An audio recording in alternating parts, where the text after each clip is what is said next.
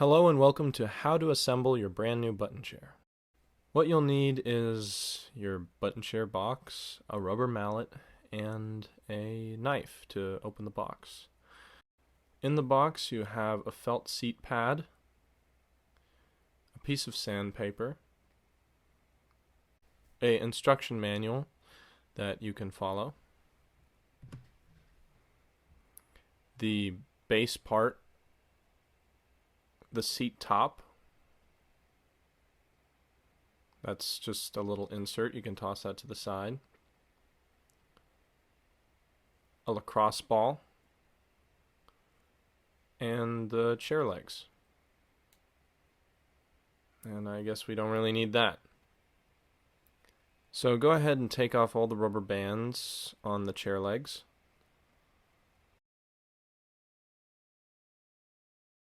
This is very important. You'll notice there's a logo on each chair leg at the notch.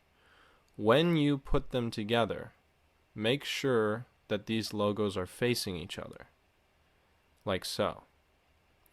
Do not do this. Do not put it so one logo is there and the other is not. This is not how the joint was designed to work. This is wrong. Make sure that you put the logos facing each other. I'm reiterating this because it's the only part of this that you can really mess up. Now that you know which way to put the legs together, put them together and grab your rubber mallet. I'm showing two rubber mallets here. This one is the right size. It fits between the little tabs, so you can hit in between them, bang the chair legs together, and there you go. It's a real solid, tight fit. It should be pretty flat on top. Now this mallet is too big. If I try and hit it, it's going to break one of the tabs. So use the base part of the seat like so that you can hit the chair legs together. Again, notice that it's very solid and the top is even. This is the base piece of the chair. There's a top and a bottom, and there's a right way and a wrong way to assemble it. This part should go down. This part should be facing up. It has the well in the top, and that's where the lacrosse ball will sit. So that's how you know it's the top. And then place it so each of the little wooden tabs is centered in each of the dog biscuit cutouts. These are the bungee cords that are going to hold everything together. Pull them down slightly so that when you bang this piece together, it doesn't wedge the bungee cord inside in between.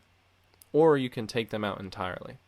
Now go ahead and tap, tap, tap all around that base piece. It should get lower and lower each time you hit it until it's all nice and locked in. Now it should feel very sturdy. Now take the seat top and the felt pad and put them so all the holes are lined up. Now start threading the bungee cord through the hole in the seat top and the hole in the felt seat pad. Pull that through all of it.